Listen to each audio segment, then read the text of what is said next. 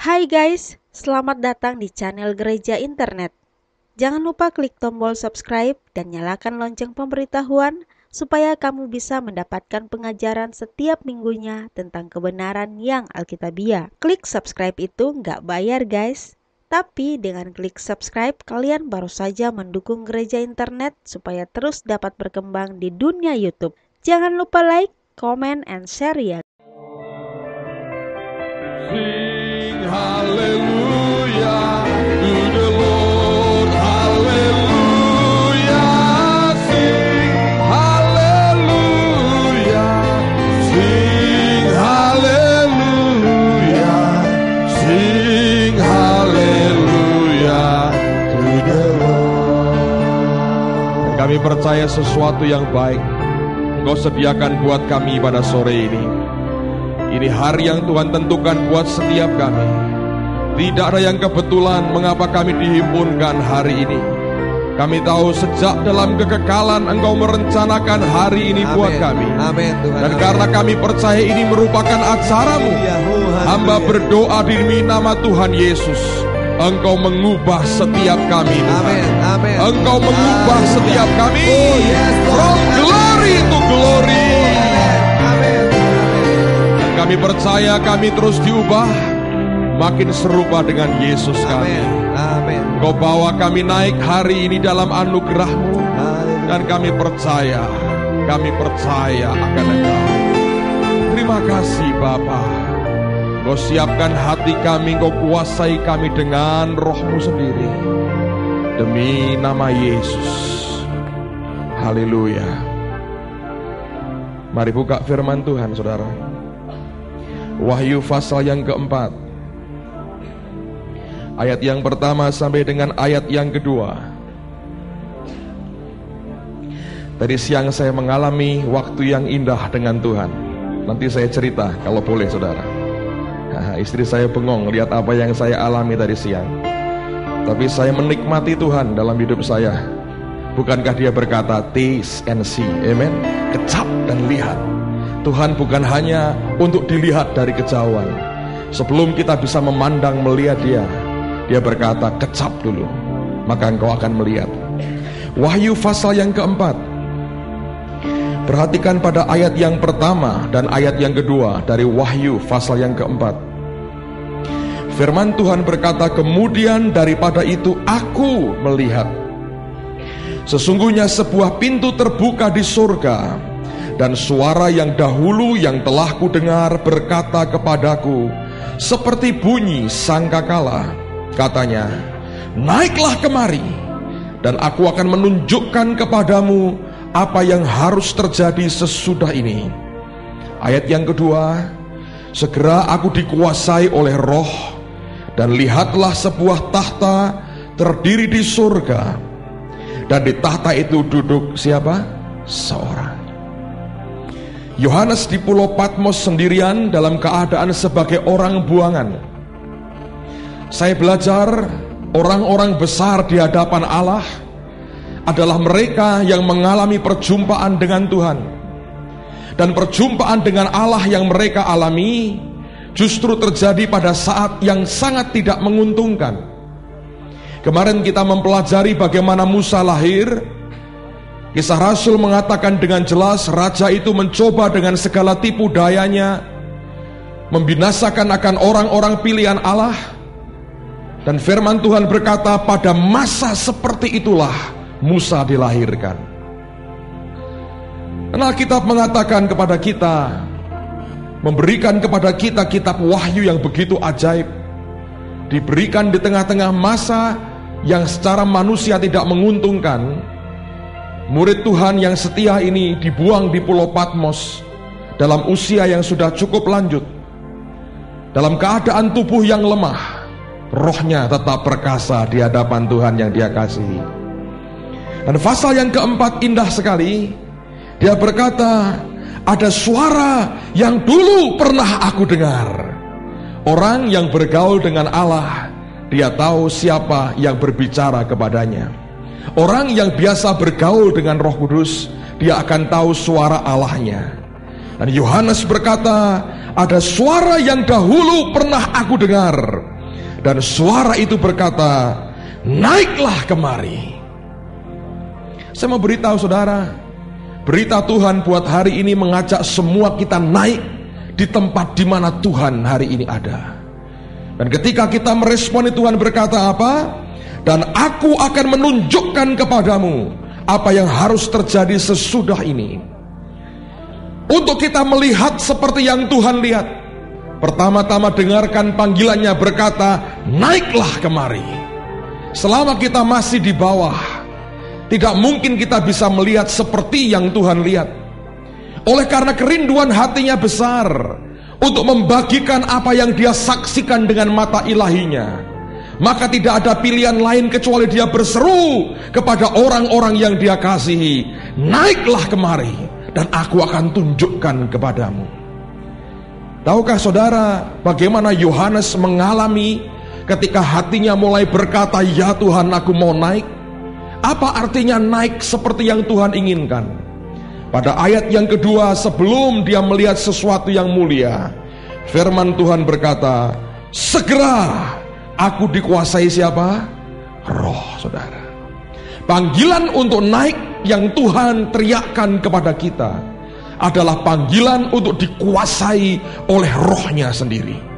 Selama kita ada di bawah, selama kita hidup sebagai manusia yang penuh dengan kedagingan, sementara itu panggilan untuk naik akan terus dia dengungkan kepada kita. Dan panggilan itu berarti dia mau berkata, biarlah engkau relakan dirimu dikuasai total oleh rohku. Dan apa yang terjadi ketika dia dikuasai oleh roh? Alkitab berkata, dan lihatlah, detik yang sama matanya terbuka. Dan yang dia lihat bukan kejadian apapun, bukan nubuatan tentang apapun, tapi siapa yang pertama dia lihat, saudara? Dia melihat akan Yesus Kristus sendiri, Tuhan yang mulia, duduk di atas tahtanya. Setiap kali orang Kristen meresponi panggilan Tuhan untuk naik, maka sebetulnya dia mau berkata, izinkan aku anak-anakku, mengizinkan aku untuk membiarkan rohku menguasai engkau. Dan kalau kita meresponi akan panggilan Tuhan, maka pada saat yang sama roh Allah akan melingkupi kita. Pada waktu rohnya itu melingkupi kita, Alkitab berkata, dan lihatlah, Yohanes melihat. Yang dia lihat bukan peristiwa, yang dia lihat adalah pribadi daripada Allahnya sendiri. Saya percaya panggilan yang sama hari ini Tuhan serukan di tengah-tengah kita, naiklah kemari. Jangan puas di bawah, saudara. Tidak ada apa-apanya. Di tempat di mana kita ada hari ini, di tempat di mana manusia kita berada, tidak ada yang bisa kita lihat. Yang kita lihat hanya sesuatu yang sementara, yang dunia tawarkan, dan bukan sesuatu yang ilahi, yang Tuhan tawarkan buat kita. Tapi panggilan Tuhan buat kita adalah, naiklah kemari. Dan pada waktu orang-orang percaya itu naik, saudara, iblis tidak bisa menjamah akan hidup kita. Selama kita hidup dalam lingkup roh Allah di dalam kehidupan kita, tidak ada satu tangan jahat pun yang bisa menyentuh dan menjamah hidup kita. Amen, saudara. Mari buka Nehemia pasal 6. Saya mau tunjukkan sesuatu yang penting buat saudara hari ini. Di rumah saya anjurkan saudara membacakan kitab Nehemia ini. Ini kitab yang sangat memberkati. Kalau Anda mau belajar bagaimana hidup sebagai seorang pemimpin yang berkenan di hadapan Tuhan, belajar dari kitab Nehemia. Anda lihat bagaimana orang ini sungguh-sungguh hidup di dalam roh Allah sendiri. Tapi pada pasal yang ke-6 ada sesuatu yang dia alami. Menarik sekali apa yang Nehemia alami. Nah, saya mau tunjukkan satu hal sebelum pasal yang ke-6, saudara. Ini contoh orang yang hidupnya bergantung kepada Allah sepenuhnya. Pada pasal pertama, kalau Anda buka kitab Nehemia, bercerita bagaimana hatinya hancur ketika dia mendengar tembok Yerusalem dalam keadaan berantakan. Pada pasal 2, dia menghadap raja sebagai juru minuman, orang yang sangat dipercayai raja pada waktu itu. Dan dia dalam keadaan murung. Raja bertanya apa yang terjadi. Dia ceritakan akan apa yang dia dengar dari orang-orang yang baru pulang dari Yerusalem. Lalu kemudian kalau Anda perhatikan pasal yang kedua, pada ayat yang keempat, Alkitab berkata begini, lalu kata raja kepadaku, jadi apa yang kau inginkan? Itu tawaran yang luar biasa.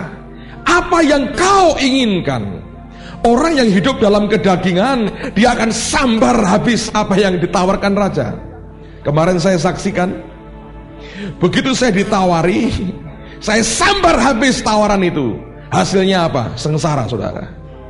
Sepertinya dibuka oleh Allah, sepertinya ini berasal dari Tuhan. Tapi Nehemia tidak sambar habis apa yang raja tawarkan. Pada kalimat berikutnya, firman Tuhan berkata, maka aku apa? Berdoa kepada Allah semesta langit. Kemudian apa? Jawabku. Dia tidak menjawab sebelum dia menghadap kepada Allahnya.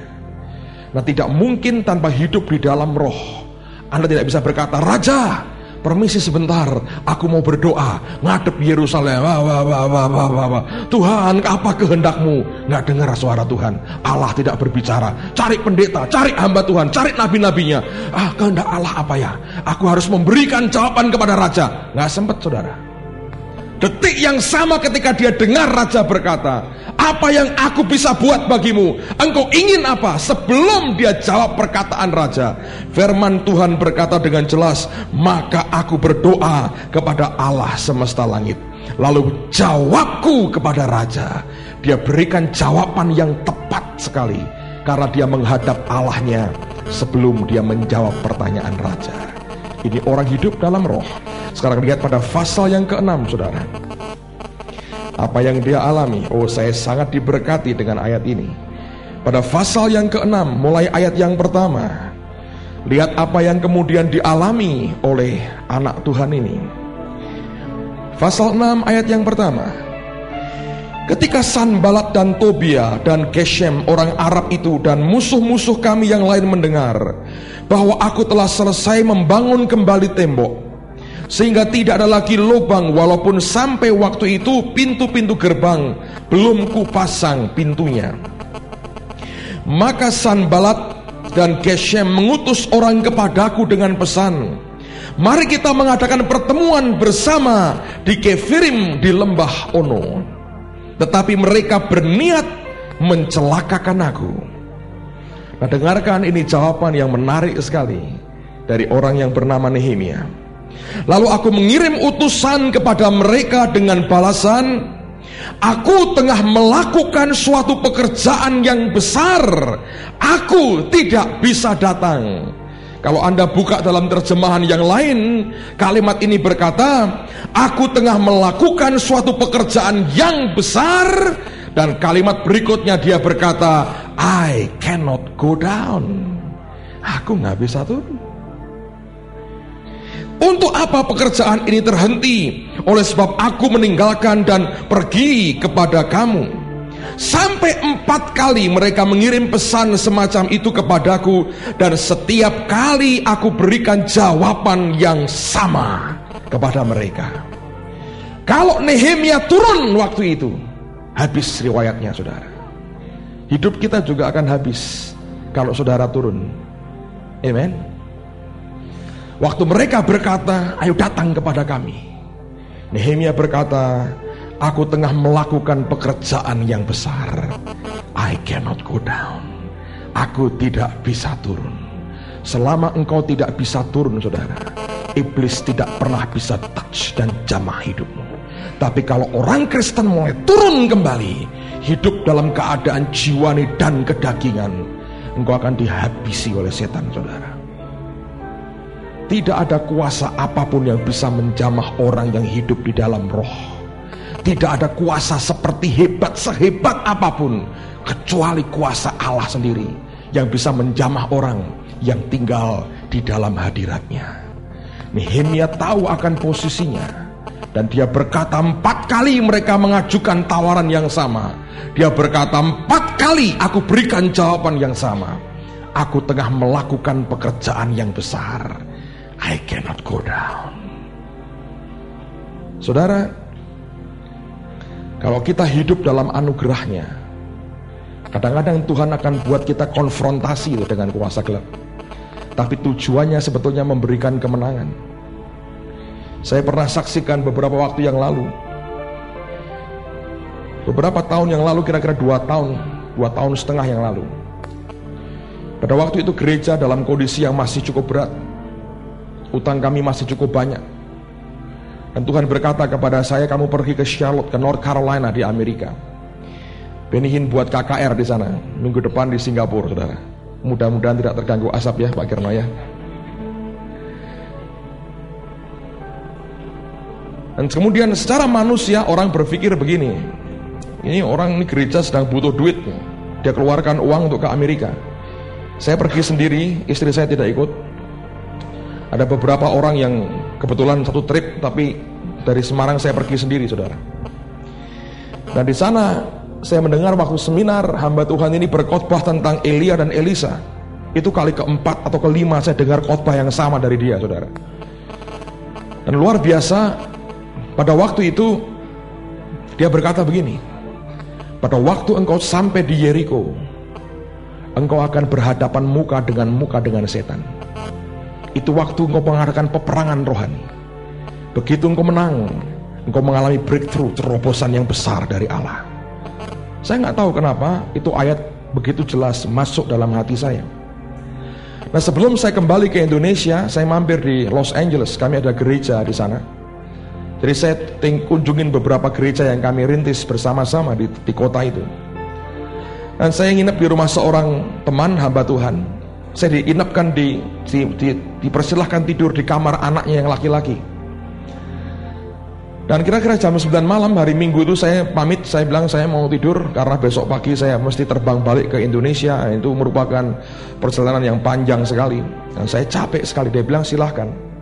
Jadi saya tidur, saudara. Kira-kira jam 1 malam saya terbangun, pengen ke kamar mandi. Dan tempatnya itu hanya berseberangan dengan kamar di mana saya bermalam.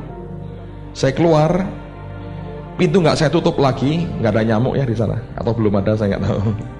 Kita belum ekspor nyamuk ke Amerika. Lalu saya asap sudah ya, nyamuk belum. Saya buka pintu kamar dan saya masuk kamar mandi. Selesai saya keluar dari kamar mandi, saya masih tahu istri dari pendeta itu sedang beres-beres rumah, sedang setrika atau apa saya nggak tahu. Dan kemudian waktu saya masuk, saya lihat pintu terbuka, saya tahu saya yang buka sendiri, nggak saya tutup lagi. Waktu saya masuk ke kamar itu, tiba-tiba saya merasa ada orang di kamar saya.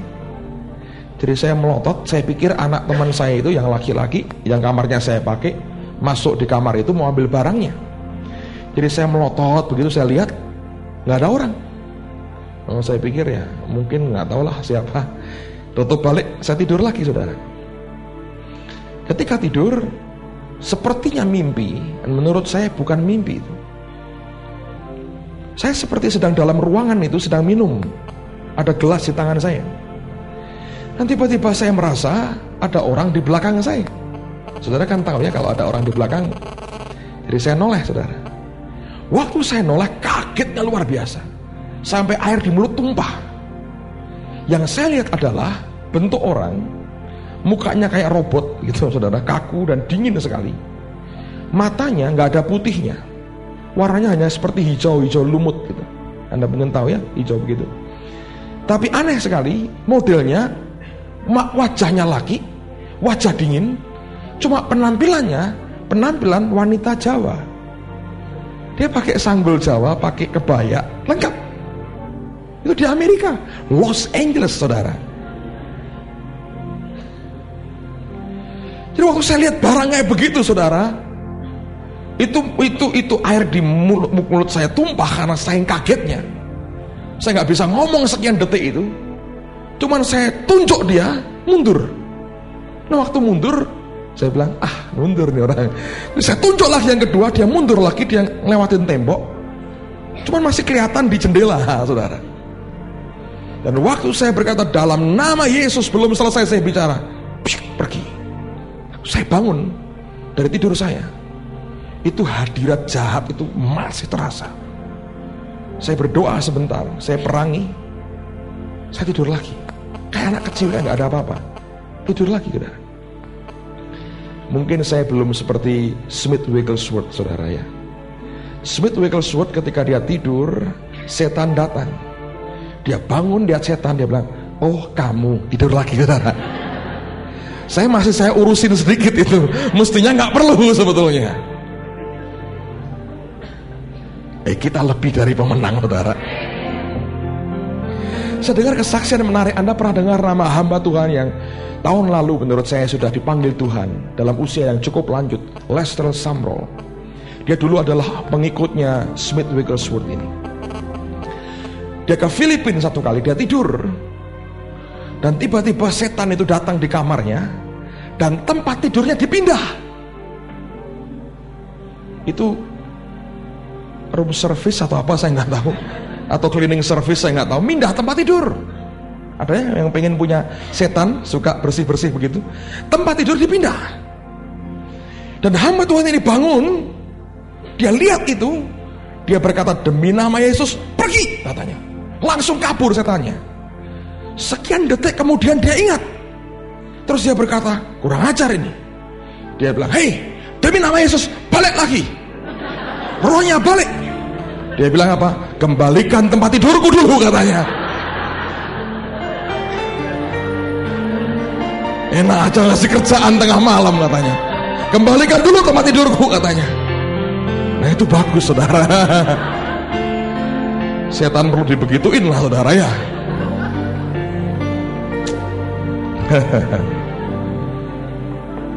Tuhan itu baik, saudara. Amen. Dan pada waktu saya bangun, saya terkejut sekali, dan saya bangun pagi-pagi, saya ingat apa yang saya alami. Setelah makan pagi, saya tanya dengan teman saya ini, Pak, pernah lihat setan nggak? Kaget ya? Nggak pernah. Oh ya sudah, saya bilang. Dia penasaran, ada apa?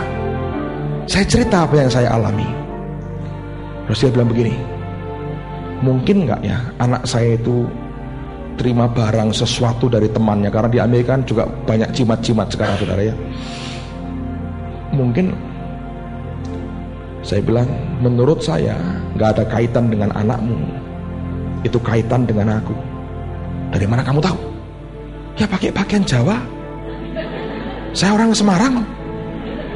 Kalau itu setan di Amerika pakai pakaian koboi atau Indian lah begitu. Wah begitu mungkin pakai pakaian Jawa. Saya bilang begini, udahlah saya gak bisa cerita. Ntar kalau ada hasilnya saya beritahu. Saya pulang ke Semarang, saya kumpulkan teman-teman, saya beritahu apa yang saya alami. Tapi luar biasa, hari itu merupakan breakthrough besar, saudara. Sejak hari itu kami mengalami terobosan dalam hal keuangan. Dalam waktu yang begitu singkat, hutang kami lunas, dan Allah memberkati kami secara keuangan luar biasa, saudara. Amen. Apa yang selama ini bertahun-tahun dalam pelayanan selalu dalam keadaan kekurangan, sejak hari itu hancur semuanya. Yeriko diruntuhkan. Amen, saudara. Naiklah kemari dan kau akan lihat, selama kita di atas, tidak ada satupun yang bisa menjamah kita. Nehemia berkata, aku tengah melakukan suatu pekerjaan yang besar. I cannot go down. Kalau saudara terima apa yang saya bagikan selama ini, dan kau mulai hidup di dalamnya, engkau akan hidup dalam kemenangan demi kemenangan. Setan tidak akan pernah bisa menghancurkan saudara, kecuali dia bisa bujuk engkau turun kembali ke alam kedagingan dan jiwani kita. Selama kita hidup dalam roh, dan engkau berkata, I cannot go down, tidak ada satu orang pun yang bisa menjamah kita, kecuali jamahan kasih dari Tuhan kita. Amen. Lihat Kisah Rasul pasal 2. Untuk hidup di dalam roh tidak sesimpel yang orang duga. Saya mau beritahu saudara, tidak semua orang Kristen mampu hidup dalam roh. Nanti kita akan lihat, saya ingin tunjukkan sesuatu yang barangkali selama ini Anda belum pernah mengamati atau memperhatikan akan hal yang satu ini. Tapi ini merupakan kebenaran dari sejak semula. Segala sesuatu yang berkaitan dengan Roh Kudus itu menimbulkan pertentangan dari banyak orang. Justru bukan hanya muncul dari dunia, tapi yang sering kali muncul dari saudara-saudara sendiri di dalam Tuhan. Mereka bukan orang-orang jahat, mereka orang-orang baik sebetulnya. Mereka orang yang ingin mengabdikan hidupnya total bagi Tuhan. Hanya satu saja yang kurang, mereka belum mengerti apa yang Roh Tuhan kerjakan dalam kehidupan orang-orang yang benar dan percaya. Pasal 2, perhatikan pada ayat yang pertama. Ketika tiba hari Pentakosta, semua orang percaya berkumpul di satu tempat. Tiba-tiba turunlah dari langit suatu bunyi seperti tiupan angin keras yang memenuhi seluruh rumah di mana mereka duduk. Dan tampaklah kepada mereka lidah-lidah seperti nyala api yang bertebaran dan hinggap pada mereka masing-masing. Maka penuhlah mereka dengan Roh Kudus. Lalu mereka mulai berkata-kata dalam bahasa-bahasa lain, seperti yang diberikan oleh Roh itu kepada mereka untuk mengatakannya. Lihat, kalau Anda baca apa yang Roh Allah kerjakan, seringkali fisik kita bisa merasakannya. Datang seperti angin dan seperti nyala api yang bertebaran. Nah, ayat yang kelima Anda perhatikan sungguh-sungguh. Waktu itu di Yerusalem diam orang-orang Yahudi yang apa, saudara? Saleh. Saya mau beritahu, mereka datang pertama-tama untuk merayakan Paskah. Tapi karena antara Paskah dengan Pentakosta itu sangat berdekatan, biasanya mereka tinggal sampai hari raya Pentakosta. Nah, mereka datang dari berbagai daerah yang sangat jauh, memakan waktu berminggu-minggu untuk mereka harus korbankan untuk sampai ke Yerusalem. Kalau bukan karena kesalehan mereka, tidak mungkin. Ini bukan trip biasa, ini trip oleh karena kesalehan mereka. Mereka perlu datang ke Yerusalem setahun sekali. Dan itu mereka datang dengan tujuan untuk merayakan Paskah dan Pentakosta. Nah, lihat apa yang terjadi. Waktu itu, saya ulang lagi ayat yang kelima, di Yerusalem diam orang-orang Yahudi yang saleh dari segala bangsa di bawah kolong langit. Ketika turun bunyi itu, berkerumunlah orang banyak. Dengarin apa yang jadi reaksi mereka. Mereka yang pertama apa, saudara? Bingung. Orang saleh bisa bingung nggak, saudara? Nyatanya begitu sih. Saleh. Tapi waktu sesuatu yang baru menurut mereka dikerjakan Roh Tuhan, reaksi pertama yang mereka buat adalah, yang muncul adalah bingung. Fakta Alkitab berkata, kesalehan saja tidak cukup sebetulnya. Kita harus punya roh yang sensitif untuk mengerti apakah sesuatu ini berasal dari Allah atau bukan dari Tuhan. Kesalehan saja tidak akan membawa kita dengan sendirinya ada di tengah-tengah pusat kegerakan Roh Allah pada hari ini. Lihat, mereka orang saleh. Mereka kumpul di Yerusalem untuk ibadah. Waktu mereka berkerumun, mereka mendengar apa yang mereka lihat pada waktu itu. Alkitab berkata, mereka bingung. Karena mereka masing-masing mendengar rasul-rasul itu berkata-kata dalam bahasa-bahasa sendiri. Ayat 7. Mereka semua apa? Tercengang-cengang dan heran. Bingung, tercengang, heran. Itu reaksi yang spontan muncul. Lalu berkata, bukankah mereka semua yang berkata-kata itu orang Galilea? Bagaimana mungkin kita masing-masing mendengar mereka berkata-kata dalam bahasa kita sendiri, yaitu bahasa yang dipakai di negeri asal kita. Kita orang Partia, Media, Elam, penduduk Mesopotamia, Yudea dan Kapadokia, Pontus dan Asia, Frigia dan Pamfilia, Mesir dan daerah-daerah Libya yang berdekatan dengan Kirene. Pendatang-pendatang dari Roma, baik orang Yahudi maupun penganut agama Yahudi, orang Kreta dan orang Arab. Kita mendengar mereka berkata-kata dalam bahasa kita sendiri tentang perbuatan-perbuatan besar yang dilakukan Allah. Ayat berikutnya, mereka semua apa, saudara? tercengang-cengang 2 kali, dan sangat termangu-mangu, sambil berkata seorang kepada yang lain, apakah artinya ini? Sesuatu yang dari roh itu bisa menciptakan reaksi yang begitu, saudara. Nah, kalau dari Tuhan kan tidak membuat orang bingung. Lah nyatanya tuh, saudara. Nah, Tuhannya kita atau dia, gitu aja, saudara. Tapi itu biasa. Kenapa? Orang terikat dalam suatu agamawi, hidup agamawi, religious spirit, sebetulnya menutup diri terhadap apa yang Roh Allah sedang kerjakan, yang di luar apa yang pernah dia alami sebelumnya. Nanti kalau Anda baca khotbah daripada Petrus, saudara akan mengerti dia mengutip akan perjanjian lama. Nah, orang-orang saleh ini sudah pernah baca itu ayat. Tapi yang luar biasa kalau nanti Anda baca seterusnya, waktu Petrus sampaikan kebenaran itu, hari itu 3.000 jiwa diselamatkan, saudara. Luar biasa. Teruskan lagi. Ayat 13, tetapi orang lain menyindir, mereka sedang mabuk oleh anggur manis. Sebagian mempertanyakan, sebagian sudah memutuskan mereka mabuk oleh anggur manis. Dan ingat, mereka bukan orang jahat. Mereka bukan penjahat-penjahat yang lagi kumpul. Mereka bukan antek-anteknya orang Roma. Alkitab berkata, mereka orang saleh. Kesalehan saja tidak cukup.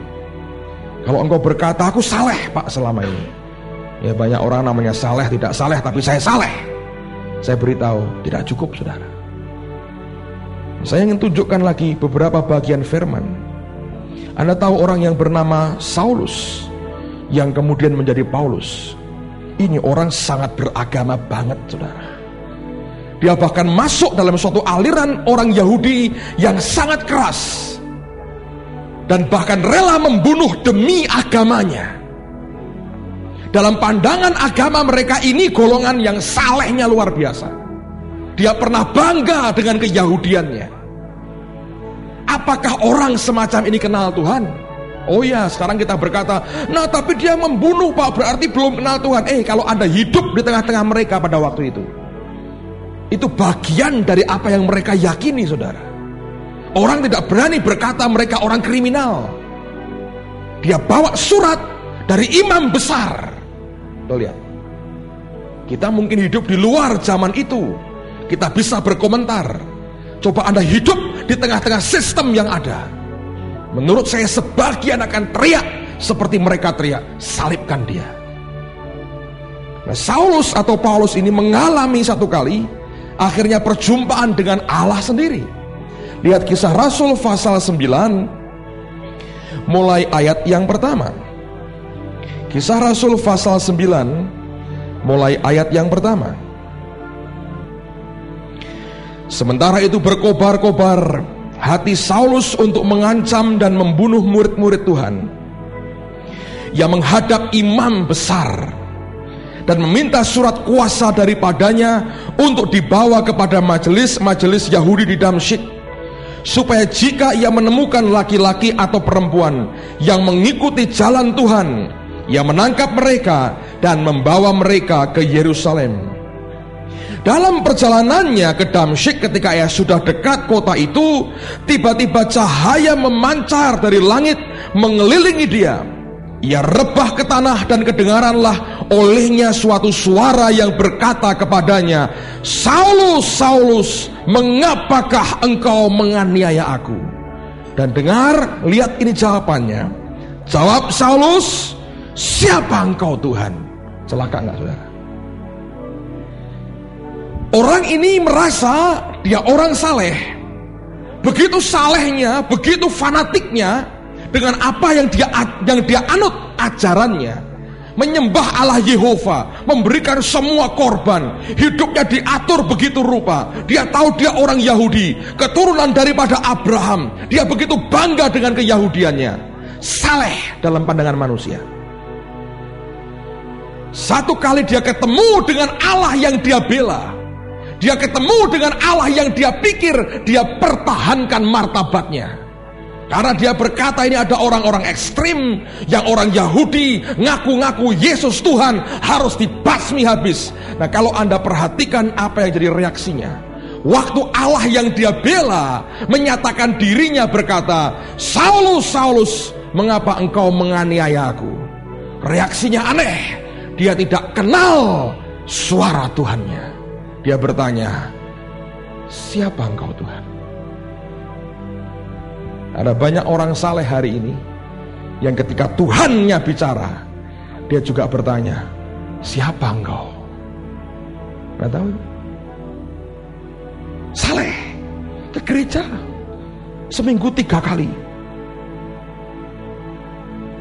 khusus sewa ojek, setia, doa jam 4 tiap hari. Ketika Allahnya berbicara, reaksinya sama, siapa engkau? Dan kemudian dengarkan perkataan Tuhan. Katanya, akulah Yesus yang kau aniaya.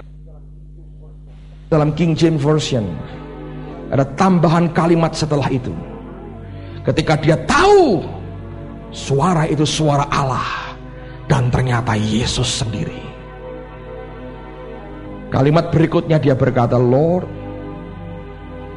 what do you desire me to do? Apa yang engkau inginkan supaya aku berbuat? Sudah lain, saudara. Ayat sebelumnya dia yakin Tuhan mau gua bunuh mereka. Yakin betul apa yang harus aku kerjakan. Sepertinya dia berkata, aku kenal kau Tuhan. Kitab Musa, nabi-nabi di luar kepala aku tahu. Aku tahu apa yang harus aku buat. Waktu dia jumpa dengan Allahnya, dia bilang, siapa engkau? Ketika Tuhan mewahyukan dirinya. Kalau Yesaya berteriak, aku najis bibir. Kalau Daniel berkata, my splendor turn to a corruption. Saulus berkata, Lord, what do you desire me to do? Apa yang kau inginkan supaya aku berbuat? Pertanyaannya berbeda. Anda mengerti itu? Orang yang mulai berhadapan dengan Allah, ide proposalnya hilang. Dia bilang, dia gak bakal terima ideku, usulku yang the best tidak bakal dia terima. Lebih baik gua tanya, what do you desire me to do? Apa yang kau mau supaya aku perbuat bagimu? Hidupnya berubah, saudara. Kesalehan karena agamawi, saya beritahu, itu malah menghancurkan hidup roh kita. Kalau engkau mau bermegah, cuman satu kata firman Tuhan, bahwa engkau kenal dia secara pribadi. Itu kemegahan kita. Amen, saudara. Anda berkata, ya tapi itu Saulus, Pak. Oke, mari lihat yang lain. Roh Kudus selalu membuat surprise, saudara. Rasul besar tidak kebal dengan kejutannya. Kisah Rasul 10 pasal 10, Anda baca di rumah sendiri nanti ya. Saya bacakan Kisah Rasul pasal 11. Sebelumnya saya mau tanya kepada saudara, sebelum Yesus naik ke surga, dia memberikan amanat agungnya. Dia berkata apa? Pergilah, jadikan siapa? Semua bangsa apa? Muridku. Dia berkata semua bangsa atau bangsa Yahudi? Menurut saudara Petrus dengar nggak itu perkataan Yesus? Dengar nggak? Dengar kan? Nah sekarang lihat pasal 11. Ini merupakan pengisahan kembali dari yang dialami pasal 10. Makanya kalau Anda mau ngerti detailnya, Anda bisa lihat pada pasal 10. Tapi untuk mempersingkat waktu, lihat pasal 11 ayat yang pertama. Rasul-rasul dan saudara-saudara di Yudea mendengar bahwa bangsa-bangsa lain juga menerima firman Allah. Ketika Petrus tiba di Yerusalem, orang-orang dari golongan yang bersunat berselisih pendapat dengan dia. Kata mereka, engkau telah masuk ke rumah orang-orang yang tidak bersunat dan makan bersama-sama dengan mereka. Ayat berikutnya, Tapi Petrus menjelaskan segala sesuatu berturut-turut, katanya, aku sedang berdoa di kota Yope, tiba-tiba rohku diliputi kuasa ilahi, dan aku melihat. Lihat seperti Yohanes tadi pada Wahyu pasal 4. Dia diliputi oleh kuasa roh Allah, lalu dia melihat. Nah, Petrus mengalami yang sama. Rohku diliputi oleh kuasa ilahi, dan aku melihat suatu penglihatan. Suatu benda berbentuk kain lebar yang bergantung pada keempat sudutnya diturunkan dari langit sampai di depanku. Aku menatapnya, dan di dalamnya aku lihat segala jenis binatang berkaki empat, dan binatang liar, dan binatang menjalar, dan burung-burung. Lalu aku mendengar suara berkata kepadaku, bangunlah hai Petrus, sembelihlah dan makanlah. Tetapi aku berkata, tidak Tuhan, tidak. Sebab belum pernah sesuatu yang haram dan yang tidak tahir masuk ke dalam mulutku. Akan tetapi untuk kedua kalinya suara dari surga berkata kepadaku, apa yang dinyatakan halal oleh Allah tidak boleh engkau nyatakan haram. Hal itu terjadi sampai 3 kali, lalu semuanya ditarik kembali ke langit. Dan seketika itu juga 3 orang berdiri di depan rumah di mana kami menumpang. Mereka diutus kepadaku dari Kaisarea. Lalu kata roh kepadaku, pergi bersama mereka dengan tidak bimbang. Dan 6 saudara ini menyertai aku. Kami masuk ke dalam rumah orang itu, dan ia menceritakan kepada kami bagaimana ia melihat seorang malaikat berdiri di dalam rumahnya dan berkata kepadanya, suruhlah orang ke Yope untuk menjemput Simon yang disebut Petrus. Ia akan menyampaikan suatu berita kepada kamu yang akan mendatangkan keselamatan bagimu dan bagi seluruh isi rumahmu. Dan ketika aku mulai berbicara, turunlah Roh Kudus ke atas mereka, sama seperti dahulu ke atas kita. Maka teringatlah aku akan perkataan Tuhan, Yohanes membaptis dengan air, tapi kamu akan dibaptis dengan Roh Kudus. Jadi jika Allah memberikan karunia-Nya kepada mereka, sama seperti kepada kita pada waktu kita mulai percaya kepada Yesus Kristus, bagaimanakah mungkin aku mencegah dia? Ketika mereka mendengar hal itu, mereka menjadi tenang, lalu memuliakan Allah, katanya. Jadi kepada bangsa-bangsa lain juga Allah mengaruniakan pertobatan yang memimpin kepada hidup. Terlambat ngertinya, saudara. Mereka bukan orang kafir.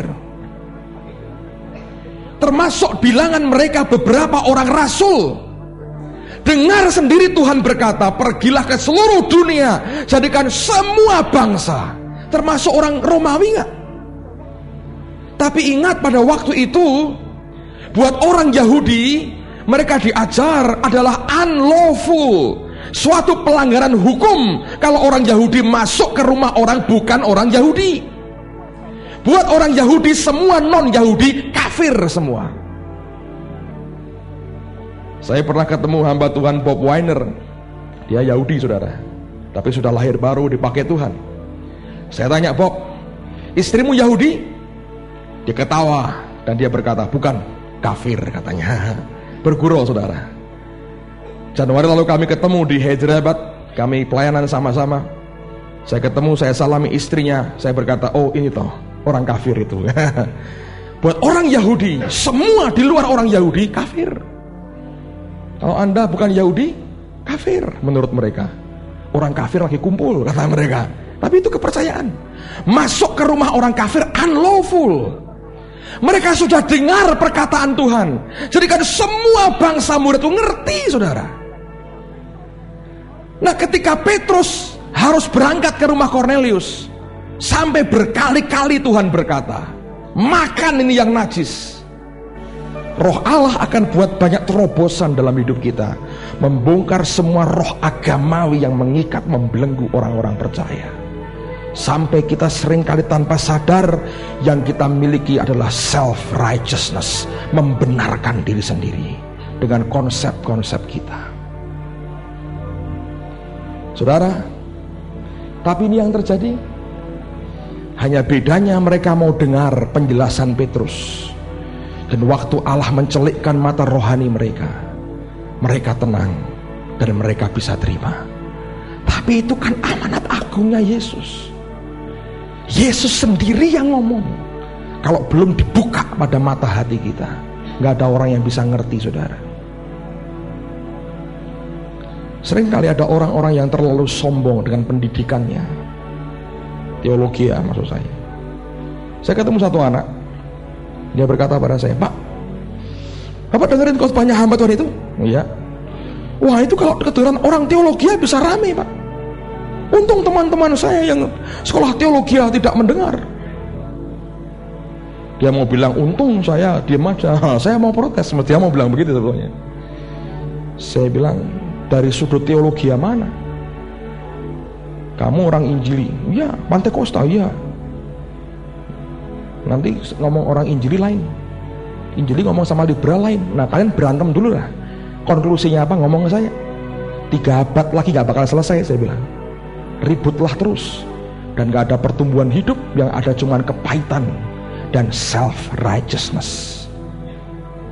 Saya mau beritahu saudara, rasul-rasul kaget juga waktu roh Allah kerjanya berbeda dari yang kebiasaannya mereka tahu. Ingat, mereka Yahudi banget, saudara. Dan ingat, jika Yahudian yang nempel kuat dalam hati mereka. Dan seringkali tradisi kita itu yang terlalu kuat mengikat akan hidup kita, jadinya religius. Anda mau hidup dalam roh, Anda harus siap dibuat terkejut, surprise setiap hari oleh karena Roh Kudusnya. Amen, saudara. Oleh karena itu kita perlu ngerti kebenaran, kita perlu ngerti firman, kita perlu minta Allah buka Tuhan kebenaranmu. Tanpa itu tidak mungkin sebetulnya kita bisa ikut kemana roh Allah bergerak. Kita akan ikut dalam kebimbangan, terus dalam kebimbangan.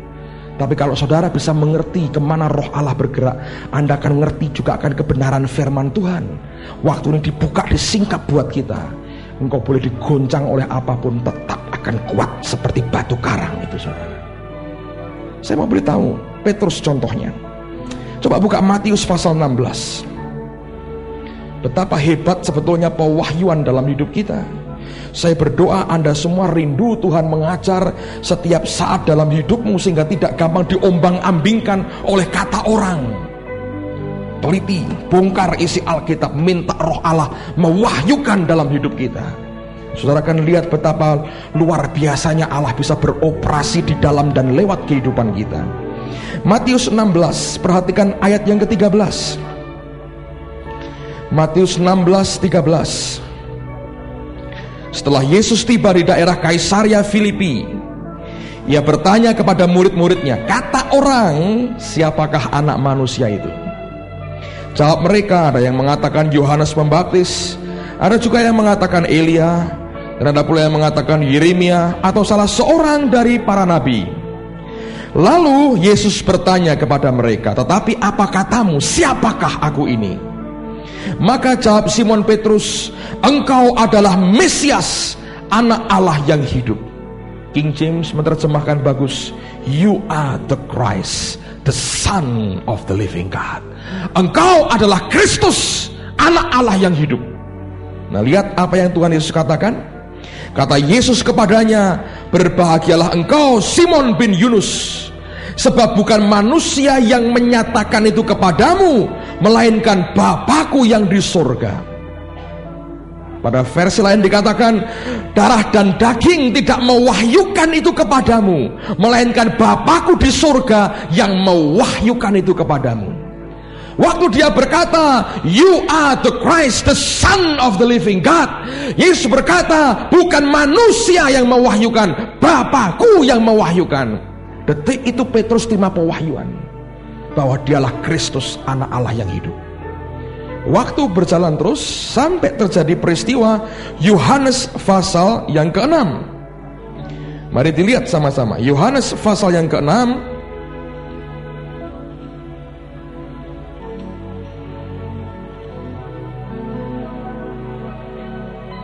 Saya akan membaca dari ayat yang ke-60. Anda di rumah mulai baca ayat pertama, menarik sekali khotbahnya Yesus. Di antaranya dia berkata, dagingku benar-benar makanan, darahku benar-benar minuman. Orang shock, wih kanibal ini, Dracula ini, vampir, minum darah. Ini setan, sesat. Ayat 60, lihat. Sesudah mendengar semuanya itu, banyak dari murid-murid Yesus yang berkata, murid tuh saudara, perkataan ini keras, siapakah yang sanggup mendengarkannya?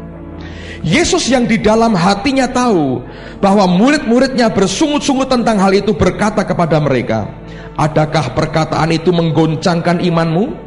Dan bagaimanakah jika kamu melihat anak manusia naik ke tempat di mana ia sebelumnya berada? 63, Anda perhatikan sungguh ayat ini. Rohlah yang memberi hidup, daging sama sekali apa? Tidak berguna. Jadi kalau kita hidup dalam kedagingan, tidak ada gunanya sama sekali. Sedikit aja dah Tuhan. Dia berkata sama sekali. Teruskan lagi. Perkataan-perkataan yang kukatakan kepadamu adalah roh dan hidup.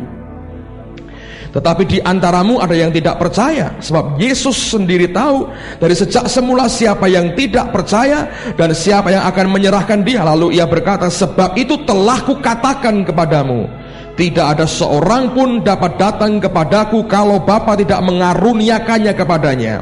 66. Mulai dari waktu itu banyak murid-muridnya mengundurkan diri dan tidak lagi mengikut dia. Kalau pembagian roti dan ikan gratis banyak saudara ya, sekali diajar makan daging minum darah, sangat tidak rohani, kasar, jenis makhluk apa dia, sangat tidak masuk dengan teologi saya. Haleluya. 67. Maka kata Yesus kepada ke-12 muridnya, nah saya suka ini pribadi, asik banget saudara. Oh kiranya gembala-gembala sekarang kayak begini saudara. Gembala-gembala sekarang kalau jemaatnya mulai pergi, maka paniklah gembala. Majelis dikumpulkan rapat tiap hari. Kayak waktu dolar lagi naik itu, rapat tiap hari orang bank. Yang dirapatin apa juga nggak tahu saudara. Ya, kalau sekarang ada pendeta kehilangan jemaat kan ribut kan? Panik gak? Panik. Rapat darurat. Oh, langsung saudara. Gereja siapa yang menyerobot domba-domba kita? Nah, dirapatkan, dikutuki, carikan ayat. Terkutuklah engkau. Nah, kacau kan saudara? Perang terjadi. Akhirnya cuman sakit hati, akhirnya kena kanker. Lalu harus didoakan orang, minta ampun lagi. Oh kamu harus mengampuni yang bersalah ya, ngampuni pendeta yang ngerobotin dombanya. Ya kalau bisnis ya begitu saudara ya. Kita bukan orang bisnis, kita anak-anak Allah yang cinta Tuhan kita. Maka kata Yesus kepada ke-12 muridnya, apakah kamu tidak mau pergi juga? Wah asik kan saudara. Bukannya jangan pergi dong, jadi majelis deh 5 periode gak apa-apa. Kasih kedudukan, kamu asyir ya. Aduh pak, tangan saya gemeteran kalau jabat tangan. Gak usah dah, senyum aja, asal lu jangan pergi. Tim besuk mulai bergerak, pendetanya ikut. Dulunya gak pernah, ngorok terus di rumah. Begitu jemaatnya goncang, kadang-kadang saya berkata baik juga tuh. Jadi hidup, semua pada bangkit. Dulunya nggak ada tepuk tangan. Waduh, pada pergi. Mau apa sih mereka pergi? Mau tepuk tangan pak di gereja sana. Kita buat katanya. Ada gereja kalau pagi, oh kita sistem lama. Kalau sore tepuk tangan. Saya bilang munafik. Lu nggak terima dong. Percaya dong pada keyakinan sendiri ya, saudara. Cara begitu saya bilang daging total. Kok berani ngomong? Mau berani. Saya ngomong kebenaran apa adanya. Yesus nggak begitu. Dia tahu apa yang harus dia katakan. Amen, saudara. Dan dia tanya enak, apa kamu nggak mau pergi juga? Mungkin gini lah. Ayo kita pindah sama-sama, kata pendetanya. Tutup aja gereja ini, kita pindah yuk, katanya. Ini orang percaya betul dengan apa yang Tuhan tetapkan dalam hidupnya. Hamba Tuhan tidak punya perasaan secure di hadapan Allahnya habis, saudara. Kalau pendeta punya perasaan insecure kayak Saul, habis, saudara.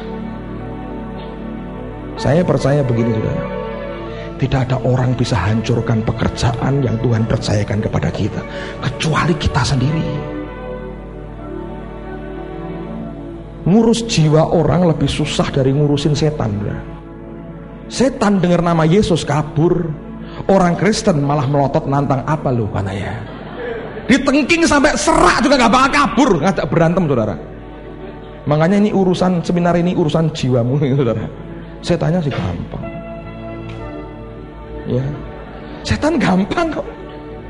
Setan dengar haleluya kabur, jantungnya copot, hilang, saudara. Orang Kristen dengar begitu nantang. Ya, roh agamawi, politik masuk semua, bisnis masuk semua. Makanya perlu pertobatan menurut saya. Sudah nggak bertobat, pendeta-pendeta nggak bertobat, ngeri ya.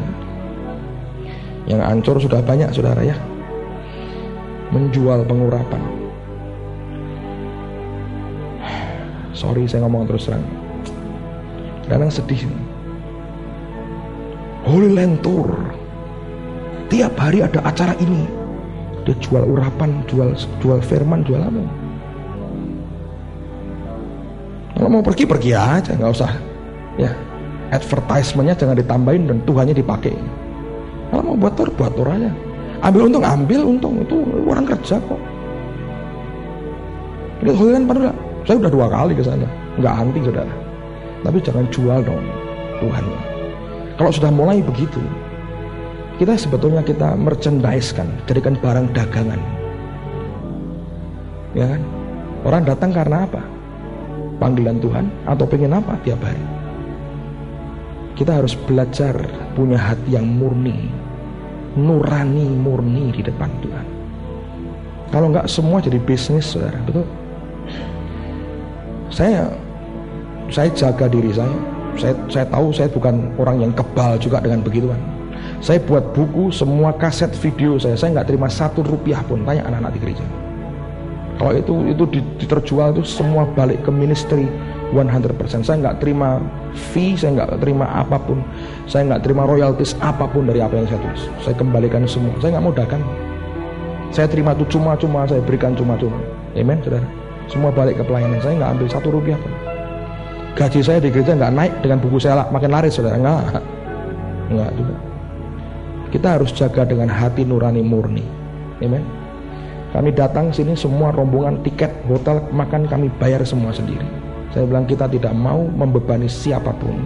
Kami datang untuk jadi berkat bagi orang banyak. Amen. Jangan datang cari duit, saudara. Luar biasa. Sampai mana tadi? Terusin lagi, saudara. Saya seringkali hati saya hancur, saudara. Saya lihat yang tidak murni terlalu banyak. Pernahkah Anda datang ke persekutuan doa, lihat di depan meja penerima tamu itu tumpuan brosur 5-6, dan yang ditulis dengan huruf cetak kapital besar, hitam, gede, mesti hitam hurufnya, saudara. Nggak pernah huruf kuning cemerlang, itu nggak ada, mesti hitam gede supaya nyolok kelihatan nama pendetanya kan. Harinya sama, jamnya sama, pendetanya berbeda, silahkan pilih. Yang ini ada makan malam, yang ini nanti ada perjamuan kasih, yang ini tanpa kolektor. Nah itu orang senang datang. Semua dicari sebetulnya, tapi itu nggak murni, palsu. Saya berdoa saudara makin sensitif lah. Jangan mudah ditipu, saudara. Banyak usahawan naik mimbar, tanda petik. Saya nggak anti para pengusaha bersaksi. Usahawan dengan bawa Alkitab, modal Alkitab. Saya bilang sensitif dengan Tuhan. Saya hamba Tuhan. Saya mesti ngomong apa adanya. Kalau enggak, seorang Kristen, anak Tuhan, ketipu ya. Dan itu menyedihkan hati saya. Saya bilang Tuhan juga akan hancur hati isi lihat begitu. Oleh karena itu pemurnian akan terus terjadi dan biar terus terjadi, saudara. Sampai yang murni dari Tuhan. Saya berdoa saudara jadi orang Kristen yang punya daya tahan. Anda bertahan sampai Tuhan datang dalam kemurnian. Anda akan nikmati kemuliaan surga. Saya baru dari Surabaya minggu lalu sebetulnya. 2 minggu lalu ya. Keponakan dari Pak Niko menikah. Anak dari Pak Bernard, adiknya Pak Niko. nikah di Surabaya. Saya diundang, dan sampai di Surabaya saya diberitahu bahwa saya harus ikut bagian dari acara waktu pesta. Kami datang berdua dengan istri saya. Pak Yusak Cipto datang, Pak Daniel Alexander dan istrinya datang, Pak Bambang Budianto, dan beberapa hamba Tuhan lagi ya, Pak Arifin dan Ibu datang. Banyak hamba Tuhan kumpul. Nggak tahu kriterianya apa, dipilih beberapa orang. Kami ini disuruh prosesi. Jadi pertama adalah barisan pengawalnya di depan gitu ya, terus pengantinnya, yang belakang itu keluarganya. Di belakang keluarga itu adalah prosesi hamba-hamba Tuhan. Saya bagian paling belakang. Saya ngomong sama istri saya, sudah lama kita nggak karnaval, ini kita ikut karnaval. Tapi saya memberitahu itu indah sekali. Saya nggak bermaksud untuk mentertawakan, saya hanya bergurau dengan istri saya. Kami kalau ngomong seenaknya antar kami sendiri. Jadi kami jalan, saudara. Dan waktu saya masuk, itu orang-orang yang datang surprise, semua kaget. Itu kan banyak hamba-hamba Tuhan itu pada baris di belakang kumpul, kan mereka kaget sekali. Wah, mereka rebutan alami, ngasih tangan begini. Jadi gini, sambil jalan sambil begini sambil begini. Kata juga, waduh seru sekali. Saya lihat mereka semua exciting, mereka senang sekali. Waduh, kumpul sama-sama. Dan pada waktu kami mulai jalan, saya mulai lihat reaksi orang, kami harus begini, salam. Di belakang, di latar belakang dari pengantin itu duduk, saudara, ada hiasan mahkota besar sekali. Dan tiba-tiba Roh Kudus berkata pada saya, tahukah kamu, kelak di surga seperti ini. Sekarang ini waktu orang datang, lihat mereka baru kata, Pak Yusak, Pak Arifin, gitu ya, paling-paling. Senang kan? Sudah senang, itu aja sudah senang sekali, saudara. Ntar di surga itu prosesinya besar. Ketemunya, Rasul Paulus. Yang mana? Oh, kecil loh di situ katanya. Itu yang Petrus itu. Itu Catherine Coleman di situ. Hebat ya? Kalau Anda termasuk yang itu, senang. Kalau enggak, Yudas Iskariot. Nah, mau pilih yang mana lah, pilihlah, saudara. Kok senasib kita? Iya. Pak Yudas, hidup Anda menginspirasi saya. Aduh, saya jual Yesus, saya bisniskan di gereja. Mabok kalau udah begitu, saudara. Saya pikir ada waktu bertobat, Pak. Nggak taunya, Tuhannya datang. Jantung saya berhenti katanya. Habis dapat duit seperti Bapak. Ngeri nggak, saudara? Anda mau pilih yang mana dah, saudara? Makanya hidup benar dong, saudara. Jangan kedagingan terus. Amen. Makanya perlu seminar hidup dalam roh. Haleluya. Saya ulang lagi lah. Tadi sampai mana saya nggak tahu. Ayat 67. Maka kata Yesus kepada ke-12 muridnya, apakah kamu tidak mau pergi juga? Saudara perhatikan jawab Petrus. Jawab Simon Petrus kepadanya, Tuhan, kepada siapakah kami akan pergi? Perkataanmu adalah perkataan hidup yang kekal. Dan ayat berikutnya dia berkata, dan kami telah percaya dan tahu bahwa engkau adalah yang kudus dari Allah. King James menerjemahkan, that you are the Christ, the Son of the living God. Kalimat yang dia ucapkan dalam Matius 16, ketika Tuhan berkata, darah dan daging tidak mewahyukan kepadamu, tapi Bapakku di surga yang mewahyukan kepadamu. Itu pewahyuan masuk dalam rohnya. Yang lain semua kabur, tidak tahan dengan perkataan keras dari Tuhannya. Dia berkata, Tuhannya berkata, apa kamu tidak mau pergi juga? Dia berkata, kami tidak pergi, perkataanmu benar, dan kami tahu that you are the Christ, the Son of the living God. Pewahyuan membuat kita kuat seperti batu karang, saudara. Engkau tidak akan digoyahkan oleh apapun juga. Allah bisa menunjukkan perkara baru, tapi pewahyuan membuat engkau kenal akan Tuhan. Engkau tahu ini berasal dari Dia. Aku kenali akan suaranya.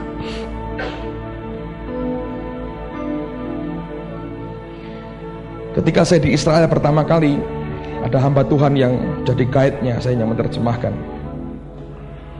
Kami lewat sebuah daerah tempat padang gembala. Kan hamba Tuhan ini cerita dengan kami apa yang pernah dialami seorang pendeta.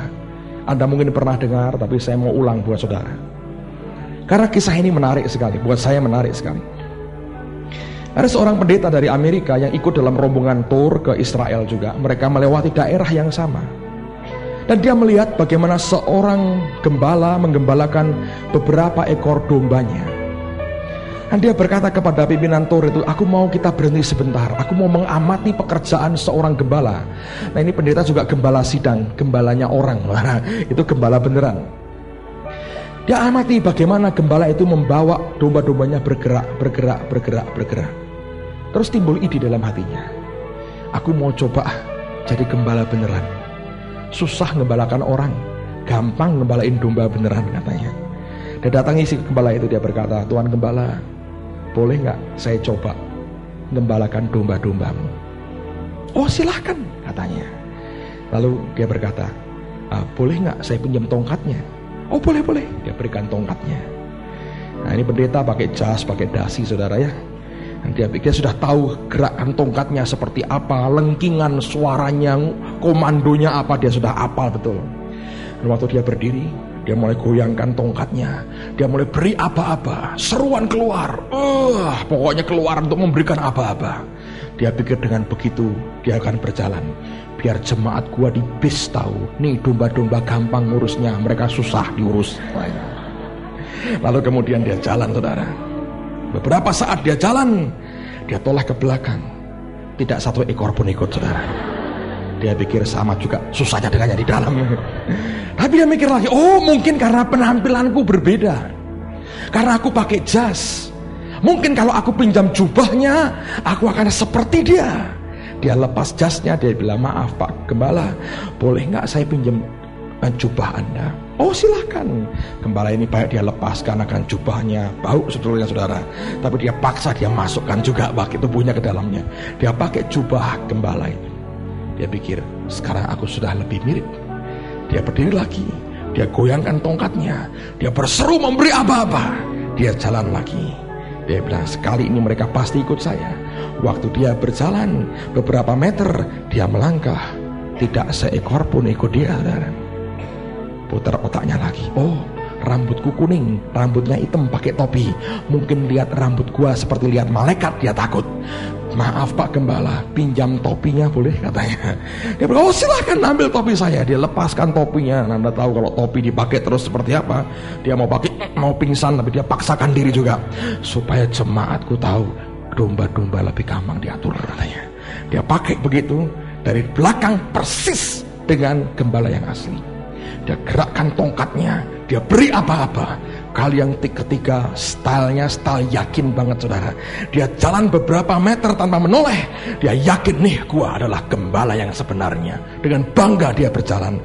Setelah kira-kira hampir 5 meter, iseng dia mau noleh. Ketika dia lihat, tidak satu ekor pun ikut dia. Dia makin keras berteriak. Domba-domba saling berpandangan, saling bingung. Dia goyangkan tongkatnya, mereka malah mundur saudara. Bingung. Lalu gembala yang sebenarnya berkata, Bapak boleh saya beri contoh caranya? Boleh, mungkin ada hal yang saya tidak tahu katanya. Ini saya kembalikan semua topi Anda, nggak perlu, kamu boleh pakai itu. Kalau perlu kita tukar nggak apa-apa jasmu. Biar sekarang saya gembalakan pakai jasnya orang Amerika katanya. Dia pakai jasnya orang Amerika itu.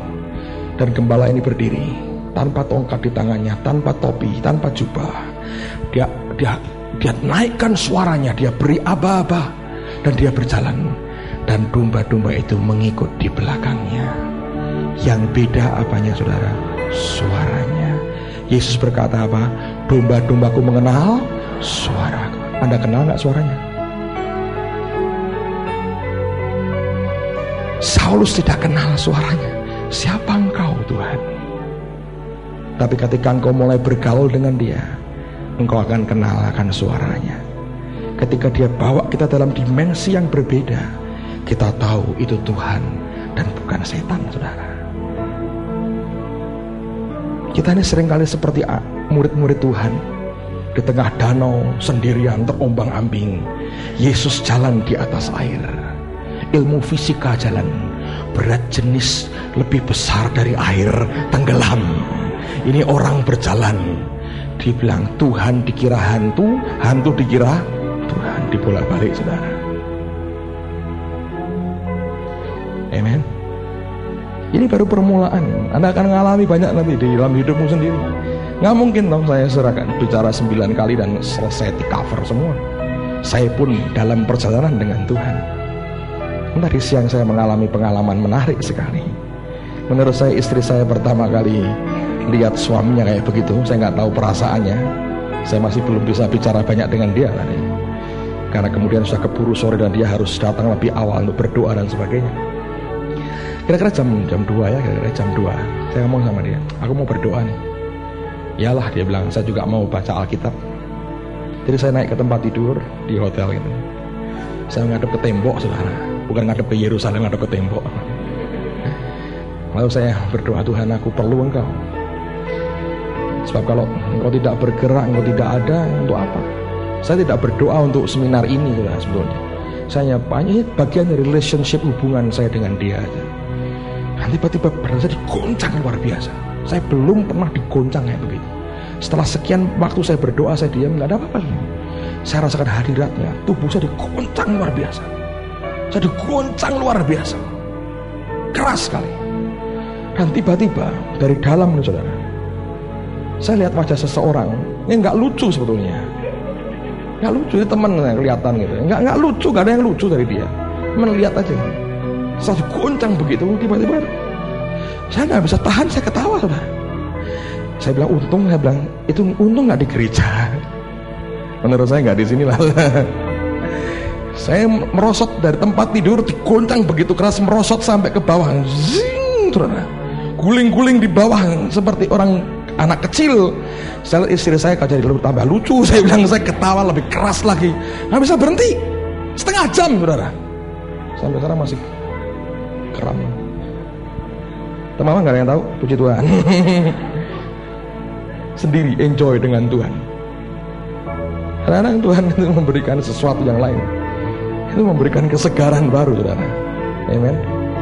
Saya ke Swedia beberapa bulan yang lalu. Richard Robert, anak dari Oral Robert, sekarang presiden dari Oral Robert University. Dia cerita, ketika jadi presiden, bebannya berlangsung besar, utangnya puluhan miliar, saudara. Utang puluhan miliar. Dan dia bersaksi bagaimana cara Tuhan membayar. Sekarang dia bilang tahun ini sudah tinggal separuh utangnya. Dia bilang mujizat pertama terjadi waktu dia dijamah Roh Kudus. Dia ketawa nggak bisa berhenti, saudara. Dia tertawa, dia tertawa, dia tertawa. Dia datang ke kantor, dia kumpulkan stafnya. Dia mau coba jelaskan, nggak bisa. Dia ketawa di depan stafnya, semua bingung. Ini presiden dari Oral Roberts University, ketawa seperti orang nggak berilmu, saudara. Dia ketawa, dia ketawa, dia ketawa. Di tengah-tengah tertawa ada telepon berdering dari sebuah bank berkata, hari ini sebelum tengah hari harus bayar sekian puluh juta dan mereka tidak punya uang. Dia dengar berita telepon itu, dia ketawa makin keras, saudara. Sekian menit kemudian telepon kedua berdering. Ada orang berkata, hari ini gua bayar, gua berikan persembahan kepada yayasan ini sekian puluh juta, persis seperti yang dibutuhkan. Dia bilang utang terbayar, cukup dengan tertawa. Senang juga, saudara ya. Istri saya bingung lihat suaminya kayak begitu. Saya merosot seperti yang sampai ke bawah, guling-guling. Saya kadang saya ingat Aldi dulu, saya ingat Charlie, saya ingat teman-teman yang begitu. Saya bilang, ini orang pada kenapa sih? Saya nggak nolak, saudara, tapi saya bilang saya nggak ngalamin gitu. Tapi hari ini dia bilang peace and see. Sedap juga ikut Tuhan begitu, saudara ya. Haleluya. Utang lunas juga tuh karena ketawa, saudara. Haleluya. Amin. Mari berdiri sama-sama. Haleluya. Oh, haleluya. Yes, Lord. Nanti kita terusin, saudara. Mau ketawa, boleh ketawa. Tidak usah bayar. Bukankah Allah itu Allah yang luar biasa? Mari angkat tanganmu aja dan nikmati dia. Haleluya. Oh, haleluya.